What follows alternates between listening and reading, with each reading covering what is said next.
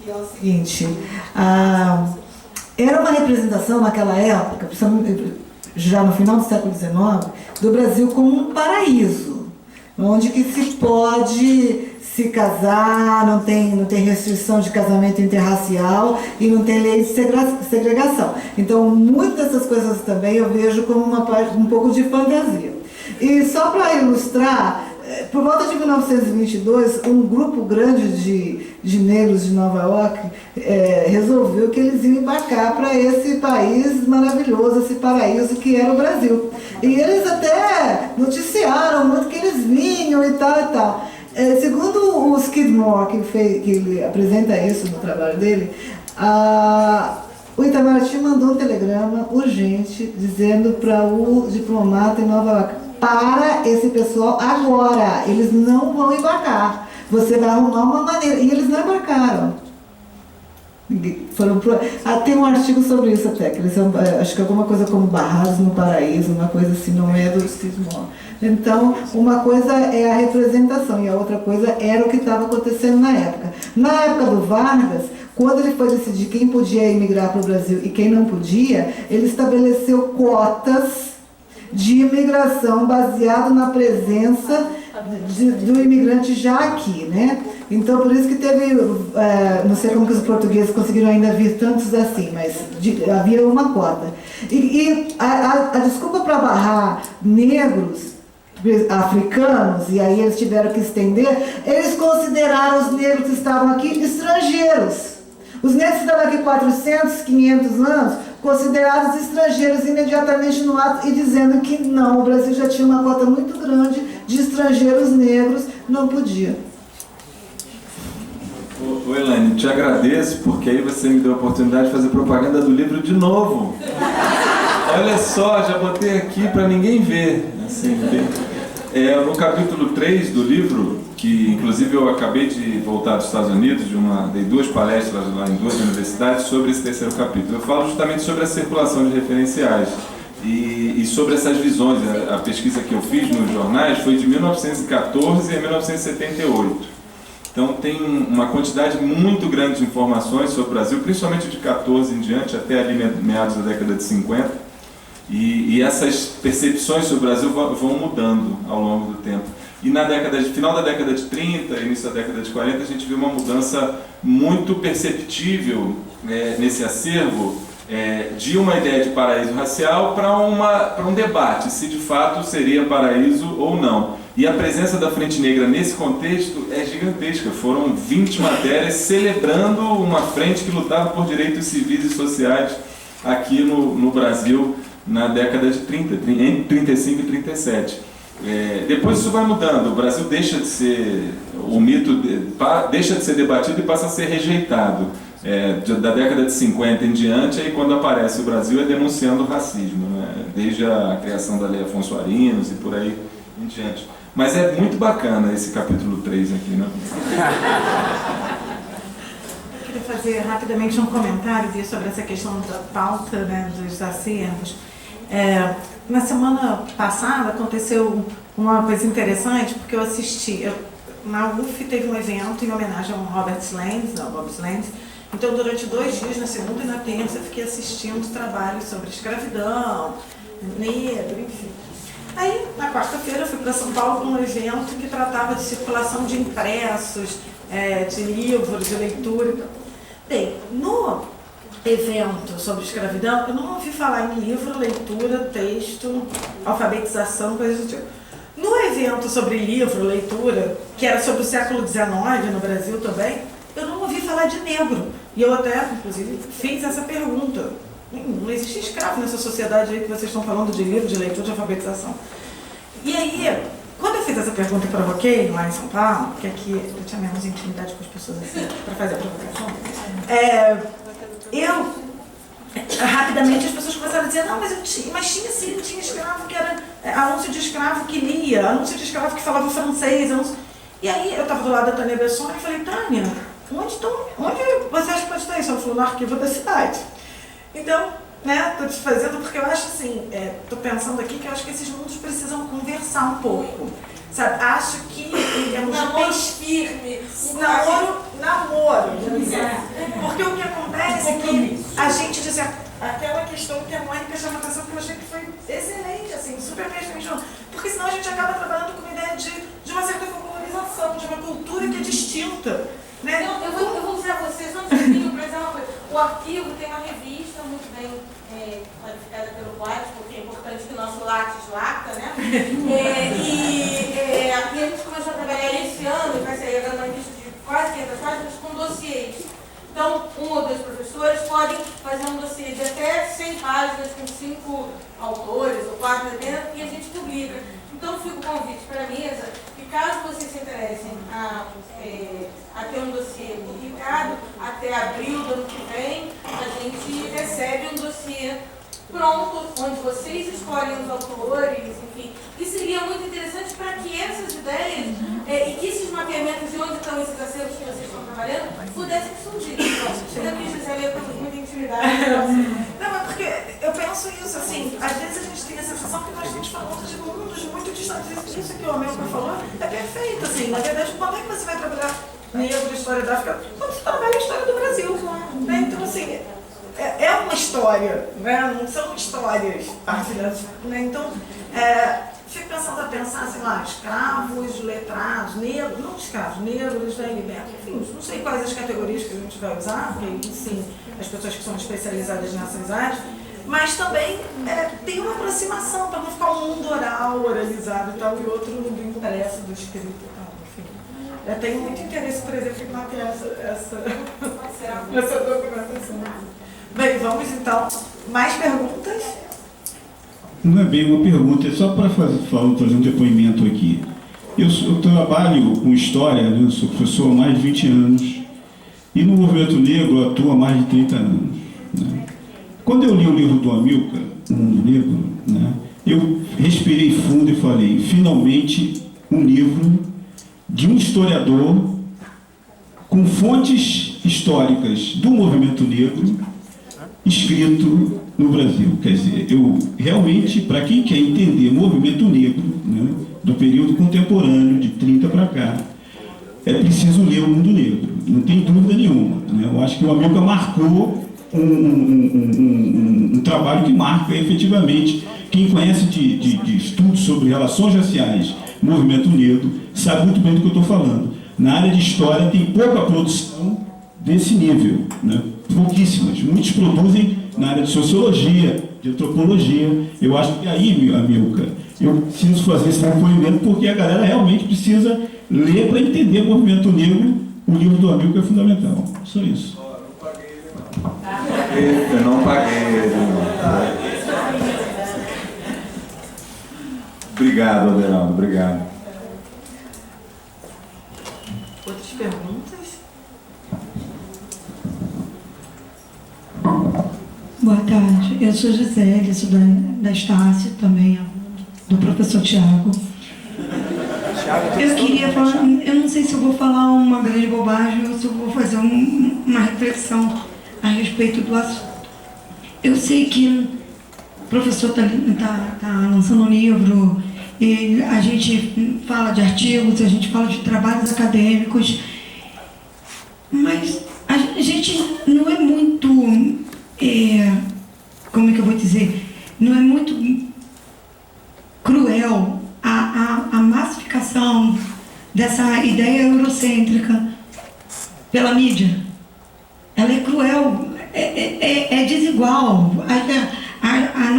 A gente está falando, vocês estão falando de uma falta de conhecimento da sociedade, desse nosso tema que a gente está abordando agora. Mas a sociedade não tem conhecimento porque a mídia não transmite. Porque a mídia que está movimentando a nossa cultura. A nossa cultura, ela é veiculada pela mídia, principalmente pela Globo, aquela coisa. E a gente é informado por ela. E a nossa cabeça nosso imaginário fica em torno do que eles lançam em cima da gente. O que vocês estão informando é legal pra caramba pra gente, nós acadêmicos. Mas fora da academia isso não transpira direito. Isso não passa. A gente não teria que encontrar um meio, sei lá, Facebook, página de Facebook com artigos de história, alguma coisa que vá para o mundo, porque a gente já sabe que o Facebook movimenta. Estou falando Facebook Enem agora. Enem, ENAD, eu vou fazer o ENAD. Então, quer dizer, essa coisa ela tem que passar. Eu acho super importante o foco de vocês, o trabalho de vocês. Estou aqui vindo de Cabo Frio para assistir, é legal pra caramba, mas isso tem que passar para a população, porque nós somos um povo miscigenado que se acha branco. Tá? Eu só queria colocar essa questão. Tá?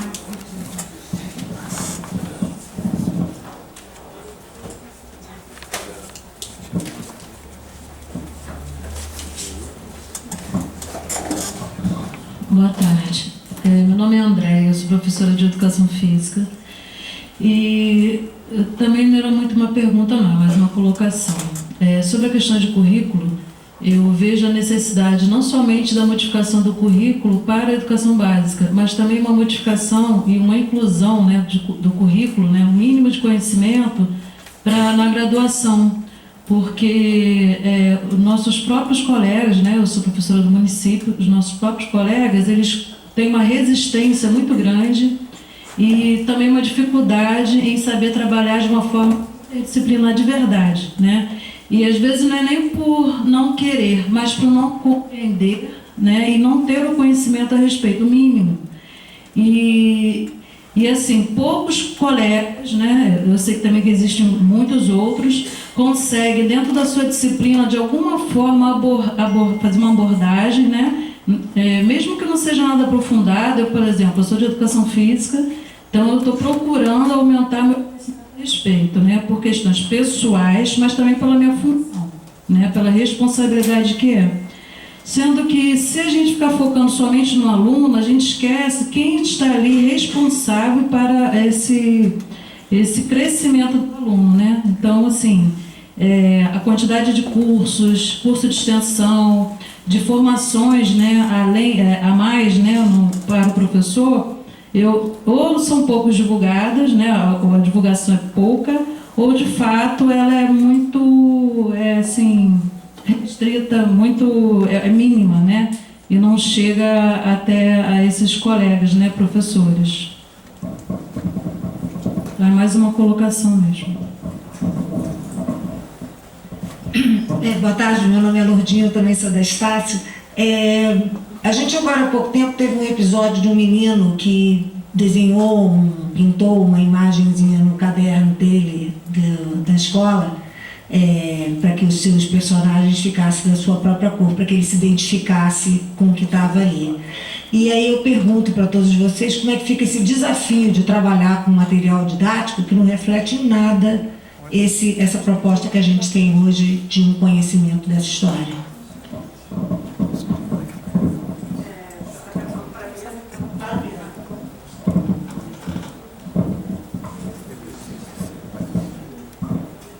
Boa tarde, meu nome é Jefferson, também sou da Estácio.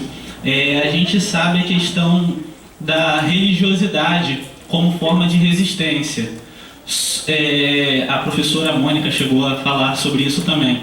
Só que nós sabemos que a nossa moral religiosa dominante é uma outra moral de uma outra vertente religiosa. Então, como trabalhar essa questão da religiosidade africana, umbanda, candomblé dentro de sala de aula? E a outra questão que eu queria fazer também é acerca da abolição, né? Junto com a abolição, a gente sabe que não vieram leis de incentivos. Isso veio refletir no nosso cenário educacional, isso veio refletir no nosso mercado de trabalho, e hoje nós temos uma discussão muito grande em cima da questão das cotas. Muitas pessoas falam que isso vem a fortalecer a questão do próprio preconceito. Então eu gostaria que vocês falassem um pouco acerca das cotas também, o que vocês acham, qual o posicionamento de vocês acerca disso. Para mim, eu vou... responder, e aí só para falar das cotas, eu quero também aproveitar para contar uma coisa que aconteceu recentemente na UFIA. Houve um encontro de alunos cotistas e uma menina, aluna da engenharia, deu um depoimento bastante interessante. Ela disse que quando ela entrou, ela é cotista, negra, né, foi fazer engenharia, um curso marcadamente, primeiro, masculino, de meninos de classe média alta, brancos, né? E quando ela chegou, ela era muito discriminada, porque ela era mulher, negra e cotista. E na primeira prova de cálculo, a maior nota da prova foi dela. E aí as pessoas começaram a discriminar, porque se ela era boa, ela não podia ter entrado por cota.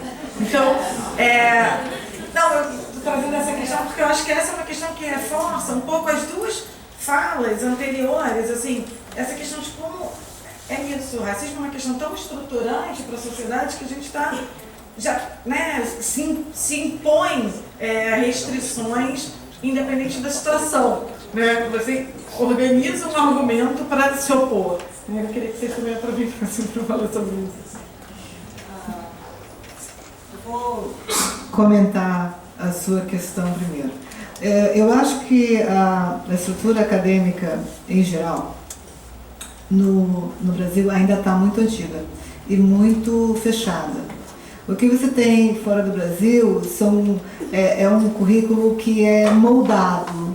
Então, ao invés tem, claro, as disciplinas que são obrigatórias, mas o aluno tem liberdade a cada semestre de escolher 3 disciplinas. E algumas faculdades ele é forçado a ir fora. Por exemplo, o aluno de medicina na nossa universidade, ele tem obrigação de fazer disciplina fora. Eu sei que algumas universidades dos Estados Unidos também. Nesse sentido, por exemplo, a University of West Indies também, vou fazer propaganda. Nós temos, por exemplo, o curso de raça e esporte, que é aberto e recebe alunos tanto do pessoal da educação física, como da medicina, como de estudos culturais e da história. E também tem esporte e medicina, raça e medicina, temos outras coisas que aqui no Brasil são oferecidas apenas em nível de pós-graduação ou pós-graduação de especialização em mestrado ou extensão, e que lá são cursos de semestre, são cursos regulares dos créditos normais. Essa seria uma das coisas.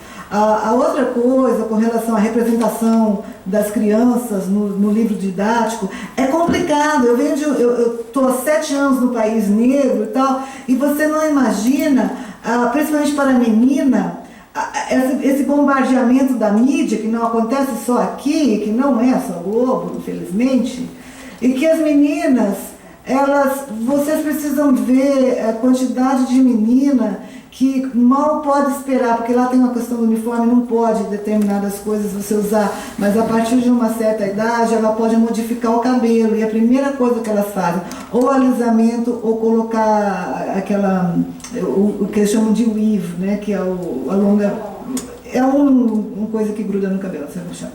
E o problema da imagem é mais grave, inclusive na Jamaica, tem um problema sério lá, que tem a divisão do pessoal mais tradicional, mais ligado ao rastafarianismo, que tem todo aquele cabelo e tal, e o outro que está usando creme de bleaching. O creme de bleaching é um creme branqueador, que também é usado em países africanos, eu vi isso lá, e que cria problemas seríssimos na pele, que é um creme clareador, e que não é uma coisa nova não, porque o Nivea significa branco.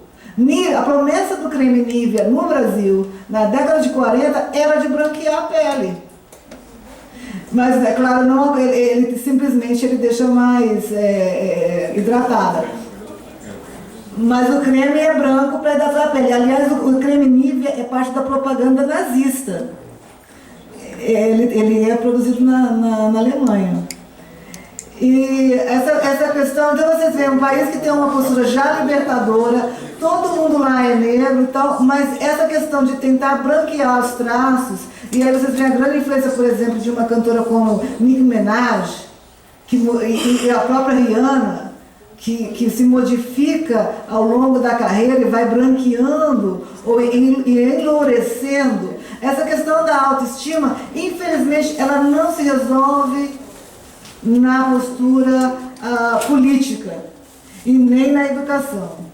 ela é uma batalha, como a gente estava dizendo desde o começo, são lutas, estamos ainda na batalha. Bom, vou começar pelo final, que foi a dela, que foi a primeira pergunta, a coisa da mídia. De fato, eu acho que isso funciona em vários campos. Também no campo da questão racial no Brasil, e também no campo da questão racial nas Américas, e também no campo do olhar sobre a África e sobre os afro-brasileiros, a população negra.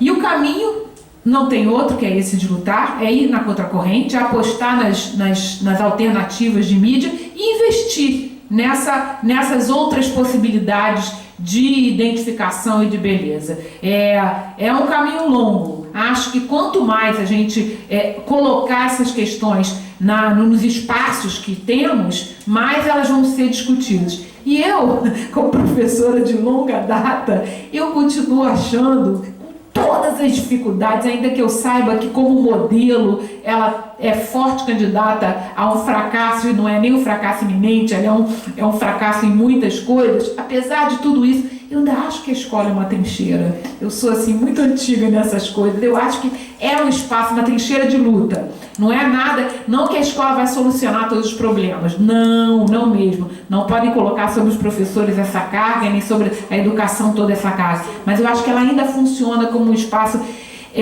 em que a gente pode, de alguma maneira, procurar combater esse pensamento. E eu proponho mesmo que nós nos apropriemos da escola nesse sentido, nesse melhor sentido. E pensá-la, repensá-la, para que ela comece também a fazer mais sentido para a juventude, para os alunos, para a infância. Com relação à graduação, sim, a graduação precisa se repensar. E é interessante, quando veio a legislação, a lei da 1.639, muitos professores gritaram: como é que vocês inventam um negócio desse, né? Até achando que essa lei tinha sido de cima para baixo, e não pensam nos professores. Porque, na verdade, né, o que teria que ter sido feito era primeiro modificar a formação para depois você colocar a obrigatoriedade. Só que não funciona assim, né? Não é assim que funciona. Então, na verdade, a obrigatoriedade, ela está alavancando transformações no ensino de graduação. O caminho está sendo esse. É a pressão dos alunos, é a pressão da sociedade, é a pressão de ter que dar conta disso que está fazendo transformar os cursos de graduação. Claro que sim, tem que rever os cursos de graduação, e não só de história. Essa questão é de todas as áreas do conhecimento. E é uma questão que é transversal mesmo ao espaço escolar. A imagem no material didático, que é uma marca forte, né? Isso também vem sofrendo mudanças lentas, porém perceptíveis, né? Até um dos quesitos desses grupos que avaliam os livros que são distribuídos nas escolas públicas, o PNLD, né, o Programa Nacional do Livro Didático, um dos quesitos desses avaliadores justamente é a questão das imagens. Eles levam em conta que não se perpetue esse olhar, e essa é sempre a imagem, as mesmas imagens, as imagens reiteradas. Ainda assim, há um longo caminho a percorrer. Porque é um campo que não é uma decisão política de autoridade, não é somente a ação, digamos assim, de alguns grupos que vai mudar, mas tem que ser algo cotidianamente, tem que ser uma militância, recuperar o bom sentido da palavra militância e carregá-lo, né? Nada fácil, porém não vejo outro caminho. Com relação à religiosidade, essa é uma questão, eu ainda estava me perguntando, será que não vai aparecer? Sempre aparece, porque é, de fato, uma questão preocupante. Eu não tenho uma resposta pronta. O que eu posso dizer é que um caminho para a gente recolocar essa questão da discussão do respeito religioso, para meu ver, é muito mais do que a tolerância, é o respeito, né? Tolerância você tolera, na verdade, respeitar, que você assume que o outro tem um lugar digno de olhar, é colocar isso na categoria conhecimento. Colocar as religiosidades de matriz africana na estante, né? Na estante dos livros, ou seja, de alguma forma dialogar esse conhecimento, esse saber que essas religiões encerram e essas práticas culturais com a mesma dignidade e importância que a gente dá a outros saberes religiosos de matriz cristã, né, ou de outras matrizes. Esse é um caminho. Se a gente está falando do campo da educação, é um caminho possível. Esse é um caminho que, enfim, exige que o professor se prepare, que ele também se aproprie do que são essas religiões como espaços de produção de conhecimento, né? E isso daí exige estudo e exige um olhar novo. E a propósito da sua observação, eu fiquei pensando, porque eu não me alonguei no poema do Antônio Jacinto, mas ele é bem isso. O poema do Antônio Jacinto é bem isso, é você pensar a África, entendendo que é muito mais. Quando ele fez esse poema, o Antônio Jacinto, ele fez até uma discussão com Senghor. Senghor, foi, enfim, um senegalês que chegou a ser primeiro presidente do Senegal independente e foi um dos editores de uma revista muito importante nos anos 40, 50 do século XX, que continuou a existir, a revista Presença Africana, feita por vários intelectuais africanos e caribenhos em Paris. E o Senghor vinha com o movimento da negritude, com a valorização do espírito, da emotividade, das cores, né, que o negro havia dado ao mundo, né, levando uma autoestima. Quando o Antônio Jacinto escreve, ele discute isso. Ele está dizendo, não é só a emoção, a ludicidade e a espiritualidade que a população negra tem para dizer para o mundo. Ela tem para dizer também uma racionalidade, uma ciência, uma tecnologia. Ou seja, essa questão é muito mais ampla, né? Então, enquanto a gente puder dialogar nesses diferentes campos de saber, a gente vai estar caminhando. Enfim, já disseram antes de mim, né? Não tem caminho fácil para a liberdade, é isso mesmo. Muita luta, né, gente? É muita luta. Vai cansar só de pensar, né? Rapaz, não é mole não, muita luta. Então, aproveitando a deixa da Mônica, eu fiquei pensando o seguinte, eu coloquei meus alunos da licenciatura, esse ano o trabalho final que eu pedi é a produção de materiais didáticos sobre história e cultura brasileira e indígena. Tem 2 ali nervosos, porque eles estão fazendo os deles, e eles vão entregar, assim, vão pensar. Mônica e eu fizemos a mesma coisa com a turma do mestrado, né, Mônica? Também vão pensar a produção de material. A meu ver, é uma